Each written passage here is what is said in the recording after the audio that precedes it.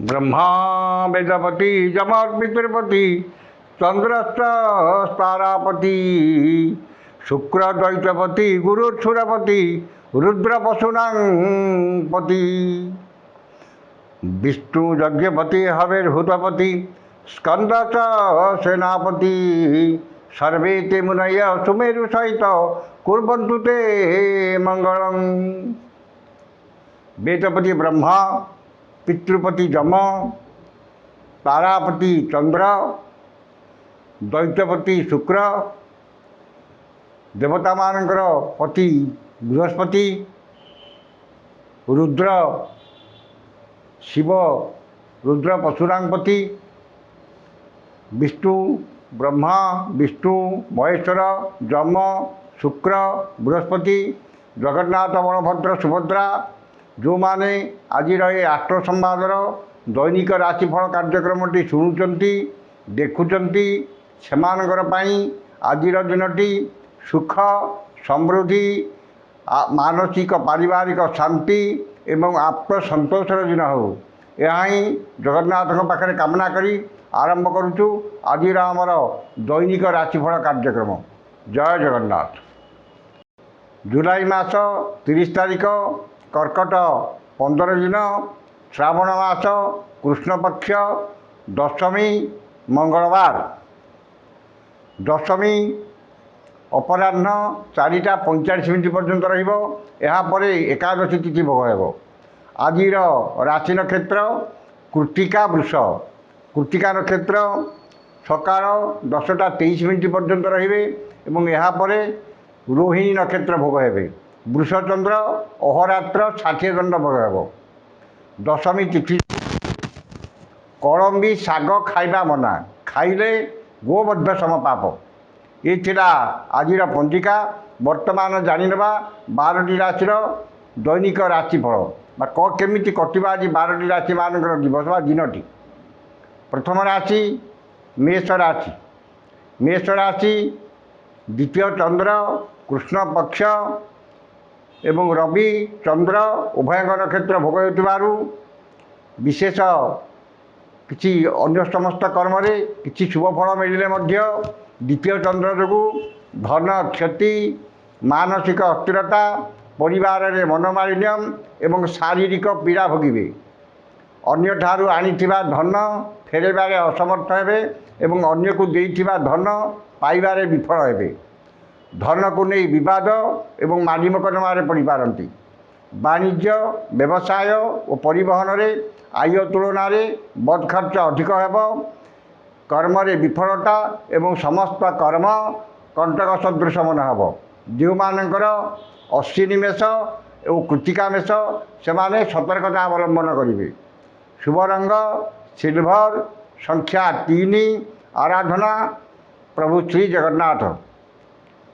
वृष राशि। वृष राशि श्री चंद्र रवि चंद्र उभय नक्षत्र भोग होतिबारु एवं दशमी तिथि जोगु मनरे प्रसन्नता, शरीर में सुस्थता, परिवार में मित्रता, समस्त सह बंधुता, चालीचलन में संयमता, दाम्पत्य जीवन में मधुरता एवं समस्त कर्म स्वच्छता तत्परता और समयानुवर्तिता अपनाइबे। कर्म प्रति एकाग्रता आंतरिकता अधिक रहिबो। आज जे कौन कर्म आरंभ करेंगे से 100% सफलता पाइबे। मनरे सत् चिंता सत् भावना प्रकाश पाइब एवं सत् कर्म अधिक आग्रह रहिबो। वाणिज्य व्यवसाय और परिवहन में आय जहाँ भी मनरे आत्मसंतोष एवं आत्मतृप्ति रहिबो। जो मानकर मृगशिरा वृष से माने सुफल पाइबे। शुभ रंग नील, संख्या 4, आराधना माँ कमला। मिथुन राशि। द्वादश चंद्र एवं कृष्ण पक्ष जो अपव्यय अपवाद और अपजसर मुक्त हेबे। ठीक समय रे ठीक निष्पत्ति नेबारे समर्थ हेबे एवं कुसंग परित्याग करी सत्संग करिवे। अଯଥା खर्च बद खर्च परिवार खर्च बार बहुत कम रहिबो एवं खर्च करिबारे टाळटुळ नीति अवलंबन करिवे। विदेश यात्रा, नूतन गृहारंभ, नूतन कर्मारंभ एवं नूतन व्यवसाय आरंभ पाई उद्यम करेंगे किंबा सेंटिपाई समस्त योजना चूड़ांत करेंगे। वाणिज्य व्यवसाय और परिवहन में आय अति उत्तम हो। कर्म रे सफलता एवं समस्त कष्टसाध्य काम आज आपण सहज हो। जो मानकर मृगशिरा और आर्द्रा मिथुन से उपकृत हेबे।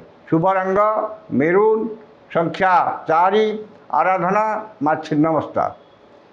कर्कट राशि एकादश चंद्र, मंगल 12, दशमी एकादशी तिथि एवं रवि चंद्र उभय नक्षत्र भोग हो असंभव को संभव करिबारे समर्थ हेबे। समस्त आशा आकांक्षा अभिलाष पूर्ण हेब एवं समस्त ईप्सित पदार्थ हाथ पांतर उपलब्ध हेब। उन्नतिमूलक कर्म अधिक ध्यान एवं धनर सद्विनियोग करेंगे। वाणिज्य व्यवसाय और परिवहन में आय अति उत्तम हो एवं नूतन व्यवसायर सुजोग जुटिब। कर्म आशा ठारू अधिक सफलता एवं कर्मस्थान समस्त सुविधा सुजोग हासिल करेंगे। जो मानकर पुष्या कर्कट से अत्यधिक शुभ फल पाइबे। शुभ रंग धड़ा, संख्या 1, आराधना भगवान शिव। सिंह राशि दशम चंद्र, दशमी तिथि, मंगल 12 एवं रवि चंद्र उभय नक्षत्र भोग हो नूतन कर्मारंभ करिपारंती किंबा नूतन कर्म नियुक्ति मिल पारे। समस्त कर्म आशा ठारू अधिक सफलता एवं समस्त कर्म आज आपण सहज हो। वाणिज्य व्यवसाय और परिवहन में आय अति उत्तम हो एवं नूतन व्यवसाय पाई सुजोग जुटिब किंबा सेंटी पाई समस्त उद्यम जारी रखिबे। मनरे प्रसन्नता, परिवार सुख शांति एवं देह मन सुस्थ रहिबो। जो मानकर मघा और उत्तरा फाल्गुनी सिंह से सुफल पाइबे। शुभ रंग गोलापी, संख्या 3, आराधना माँ माणिकेश्वरी। कन्या राशि नवम चंद्र एवं कृष्णपक्ष हेतु मान सम्मान हानि, मानसिक दुश्चिंता, परिवार में मनमालिन्य एवं निजर प्रिय बंधु किंबा पुरातन बंधुओं सह विवाद किंबा तांकठारु अपमान मिल पारे। उन्नतिमूलक कर्म विघ्न एवं धार्मिक कर्म प्रतिबंधक देखादेव। मान सम्मान हानि घटिब एवं अपमान अपजस अपनिंदा मिल। वाणिज्य व्यवसाय और परिवहन में आय स्वल्प हो एवं अଯଥା खर्च अधिक हो। कर्म विफलता और सहकर्मींकर उपहासर पात्र हेबे। जो मानकर हस्ता कन्या से सतर्कता अवलंबन करेंगे। शुभ रंग सबुज, संख्या 8, आराधना माँ त्रिपुर सुंदरी। तुला राशि अष्टम चंद्र, मंगल 12 जोगु वाद विवाद, स्वास्थ्य, आर्थिक कारोबार, उच्च स्थान आरोहण, गैस इलेक्ट्रिक द्रव्य व्यवहार एवं जानवाहन आरोहण काल में सतर्कता अवलंबन करेंगे। मनरे अस्थिरता, परिवार में मनमालिन्य एवं चाली चलन व्यवहार कथबार्ता विवादीय हो। समस्त कर्म भूल निष्पत्ति नेबे एवं बिना कारण बहुत व्यस्त रहिबे। वाणिज्य व्यवसाय परिवहन में आय तुलन व्यय अधिक हो एवं आर्थिक स्थिति प्रभावित हो। कर्म विफलता एवं समस्त कर्म आज आपण कंटक सदृश मन हो। जो मानकर विशाखा तुला से सतर्कता अवलंबन करेंगे। शुभ रंग सिल्वर, संख्या 2, आराधना माँ गायत्री। बिछा राशि घाट चंद्र, घाट तिथि जोगु मनरे दुश्चिंता, दुर्भावना और हतोत्साह भाव प्रकाश पाइब। ମାନସିକ ଅସ୍ଥିରତା, ପରିବାରରେ ମନୋମାଳିନ୍ୟ, ଦାମ୍ପତ୍ୟ ଜୀବନରେ ଝଡ଼ର ସୂତ୍ରପାତ ହେବ କିମ୍ବା ସହଧର୍ମୀଙ୍କ ସ୍ୱାସ୍ଥ୍ୟଗତ ସମସ୍ୟା ଦେଖାଦେଇପାରେ। ପରିଚିତ ମହିଳାଙ୍କ ଠାରୁ ଅପମାନ କିମ୍ବା ତାଙ୍କ ଲାଗି ବିପଦରେ ପଡ଼ିପାରନ୍ତି। ମୂଲ୍ୟବାନ ଧାତୁ ହଜିଯାଇପାରେ ଏବଂ ସୌଖିନ ଘରୋଇ ଉପକରଣ ନଷ୍ଟ ହୋଇଯାଇପାରେ। ବାଣିଜ୍ୟ, ବ୍ୟବସାୟ ଓ ପରିବହନରେ ଆୟ ମଧ୍ୟମ ହେବ। କର୍ମରେ ବିଫଳତା ଓ ମହିଳା ସହକର୍ମୀଙ୍କର ବିରୋଧର ଶିକାର ହେବେ। ଯେଉଁମାନଙ୍କର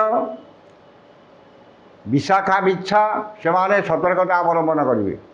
ଶୁଭ ରଙ୍ଗ ଲାଲ, ସଂଖ୍ୟା 3, ଆରାଧନା ମା ବଗଳାମୁଖୀ।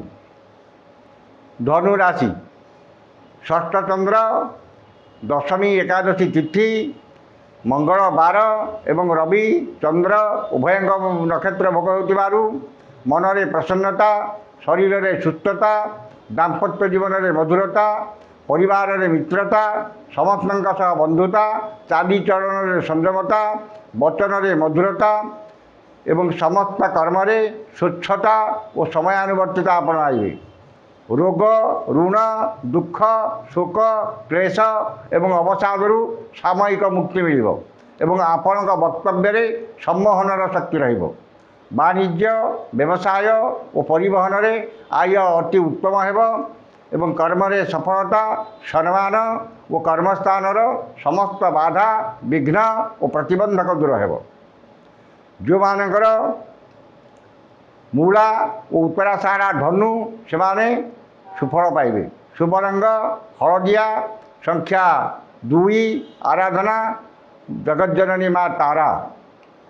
ମକର ରାଶି, କୃଷ୍ଣପକ୍ଷର ପଞ୍ଚମ ଚନ୍ଦ୍ର, ଘାତ 12, ସକାଳ 10ଟା 31 ପରେ ଘାତ ତିଥି ଯୋଗୁଁ ବିଦ୍ୟା, ବୁଦ୍ଧି, ଜ୍ଞାନ, ଗାରିମା, ପ୍ରତ୍ୟୁତ୍ପନ୍ନ ମତି, ଦୂରଦୃଷ୍ଟି, ଧୀଶକ୍ତି, ସ୍ମରଣ ଶକ୍ତି ଲୋପ ପାଇବ ଏବଂ ଅପମାନ, ଅପଯଶ ଓ ଅପନିନ୍ଦା ମିଳିବ। ସନ୍ତାନମାନଙ୍କର ଶିକ୍ଷା, ଦୀକ୍ଷା, ଚାଲିଚଳନ, କଥାବାର୍ତ୍ତା ଓ କର୍ମକୁ ନେଇ ଚିନ୍ତିତ ହେବେ ଏବଂ ମନ ଅସ୍ଥିର, ବିଷାଦଗ୍ରସ୍ତ ଓ ଚାପଗ୍ରସ୍ତ ରହିବ। ବାଣିଜ୍ୟ, ବ୍ୟବସାୟ ଓ ପରିବହନରେ ଆୟ ସ୍ୱଳ୍ପ ହେବ ଏବଂ ଅଯଥା ଖର୍ଚ୍ଚ ଅଧିକ ହେବ। କର୍ମରେ ବିଫଳତା ଓ ସହକର୍ମୀଙ୍କର ଉପହାସର ପାତ୍ର ହେବେ। ଯେଉଁମାନଙ୍କର ଶ୍ରବଣ ମକର ସେମାନେ ସତର୍କତା ଅବଲମ୍ବନ କରିବେ। ଶୁଭ ରଙ୍ଗ କଳା, ସଂଖ୍ୟା 3, ସଂଖ୍ୟା 6, ଆରାଧନା ଜଗଜ୍ଜନନୀ ମା ଦୁର୍ଗା। କୁମ୍ଭ ରାଶି, ଚତୁର୍ଥ ଚନ୍ଦ୍ର ଏବଂ କୃଷ୍ଣପକ୍ଷ ଯୋଗୁଁ ମୂଲ୍ୟବାନ ଧାତୁ, ଭୂମି ଓ ଯାନବାହନ କ୍ରୟ କରିପାରନ୍ତି। ଧନ ସମ୍ପଦ ବୃଦ୍ଧି ପାଇବ ଏବଂ ଆକସ୍ମିକ ଧନଲାଭ, କୌଣସି ବିଶେଷ ସୂତ୍ରରୁ ଧନପ୍ରାପ୍ତି ଏବଂ ହୃତ ଧନ ଫେରି ପାଇବେ। ବାଣିଜ୍ୟ, ବ୍ୟବସାୟ ଓ ପରିବହନରେ ଆୟ ଅତି ଉତ୍ତମ ହେବ ଏବଂ ନୂତନ ପରିବହନ ବ୍ୟବସାୟର ସୁଯୋଗ ଜୁଟିବ। କର୍ମରେ ସଫଳତା, ଉଚ୍ଚ ସମ୍ମାନ, ଉଚ୍ଚ ପଦବୀ ଓ ପଦସ୍ଥ ଅଧିକାରୀଙ୍କର ଶୁଭ ଦୃଷ୍ଟିରେ ରହିବେ। ଯେଉଁମାନଙ୍କର ଧନିଷ୍ଠା ଓ ଶତନିଷ୍ଠା କୁମ୍ଭ ସେମାନେ ଉପକୃତ ହେବେ। ଶୁଭ ରଙ୍ଗ ବାଇଗଣୀ, ସଂଖ୍ୟା 11, ଆରାଧନା ମା କାଳୀ। ମୀନ ରାଶି, ତୃତୀୟ ଚନ୍ଦ୍ର, ମଙ୍ଗଳ ବାର ଏବଂ ରବି ଚନ୍ଦ୍ର ଉଭୟଙ୍କ ନକ୍ଷତ୍ର ଭୋଗ ହେଉଥିବାରୁ ମନରେ ଉତ୍ସାହ ଉଦ୍ଦୀପନା, ପରିବାରରେ ସୁଖ ଶାନ୍ତି ଏବଂ ସ୍ୱଜନ, ପରିଜନ, ବନ୍ଧୁ, ବାନ୍ଧବ, ସହକର୍ମୀ, ସହଯୋଗୀଙ୍କ ସହ ସମ୍ପର୍କ ନିବିଡ଼ ହେବ ଏବଂ ଭାତୃ ଭଗ୍ନୀଙ୍କର ସାହାଯ୍ୟ ସହଯୋଗ ମିଳିବ। ନୂତନ କର୍ମ ଆରମ୍ଭ କରିପାରନ୍ତି କିମ୍ବା ନୂତନ ନିଯୁକ୍ତି ମିଳିପାରେ। ସୁଖବର, ସୁସମ୍ବାଦ ମିଳିବ ଏବଂ ସମସ୍ତ କର୍ମରେ ସୁଚିନ୍ତିତ ପଦକ୍ଷେପ ନେବେ। ବାଣିଜ୍ୟ, ବ୍ୟବସାୟ, ପରିବହନରେ ଆୟ ଅତି ଉତ୍ତମ ହେବ। କର୍ମରେ ସଫଳତା ଏବଂ ସମସ୍ତ କର୍ମରେ ଆପଣଙ୍କର କର୍ମକୁଶଳତା, କର୍ମତତ୍ପରତା, କାର୍ଯ୍ୟଦକ୍ଷତା ଓ ସମୟାନୁବର୍ତ୍ତିତା ପ୍ରକାଶ ପାଇବ। ଯେଉଁମାନଙ୍କର ଉତ୍ତର ଭାଦ୍ର ମୀନ ସେମାନେ ସୁଫଳ ପାଇବେ। ଶୁଭ ରଙ୍ଗ ଲାଲ, ସଂଖ୍ୟା 5, ଆରାଧନା ମା ତାରା।